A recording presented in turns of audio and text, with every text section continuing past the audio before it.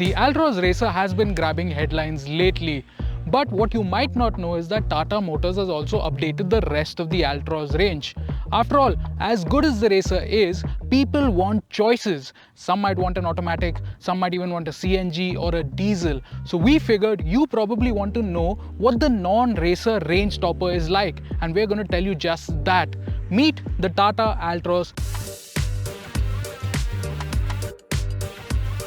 And we're going to tell you everything you need to know about it. Before we begin, make sure you subscribe to the channel and hit that bell notification icon to stay notified.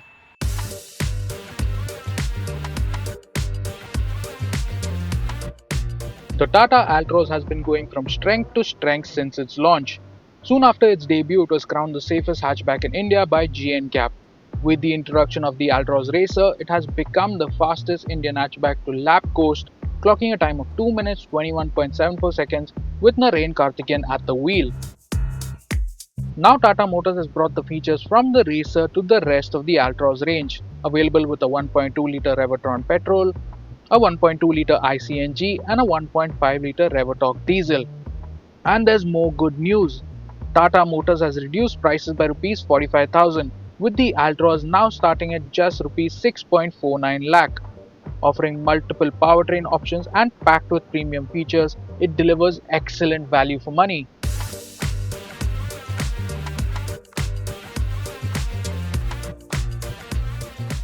On the outside, the Altroz is handsome and sophisticated. It doesn't have the design flourishes of the Racer, but there's still a lot to like. This shark nose style treatment on the front is a particular highlight for me.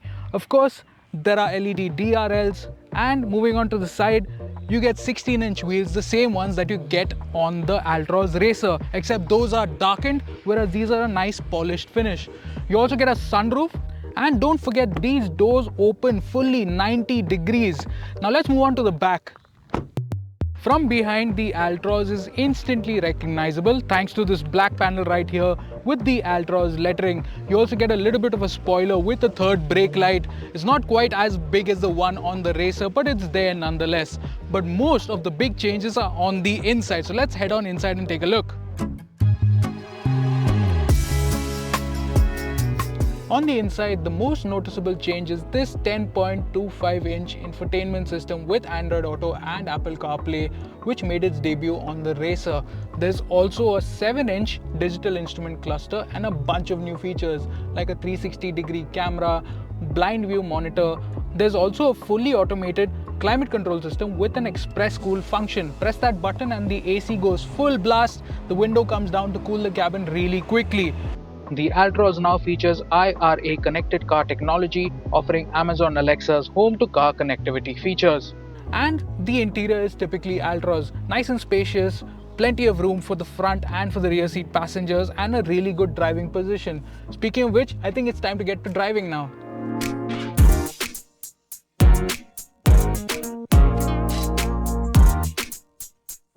The thing about the Altroz was that this debuted the Alpha platform. Now this wasn't carried over from any previous vehicle, it is a brand new platform, and it really shows in the way the Altroz rides and handles.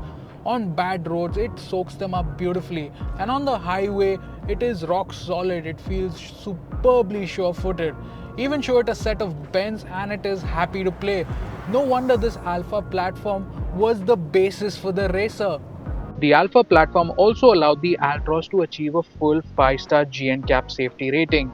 Safety in the Altroz has gone up several notches with the introduction of 6 airbags, in addition to ABS with EBD, stability control and ISOFIX mounts.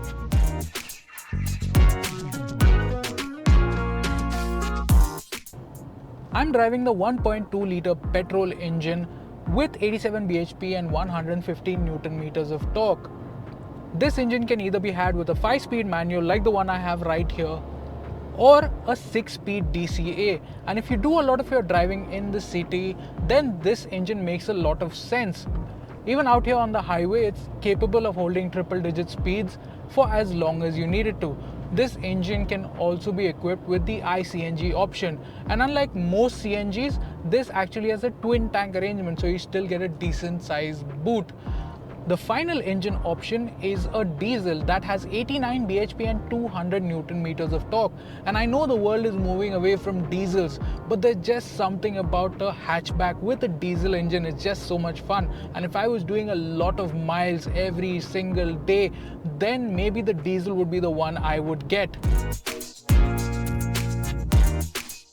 The Altroz is a great choice if you're in the market for a premium hatchback. And that's the key word, choice. There are just so many ways to get into an Altroz. If performance is a priority, then there's the Racer.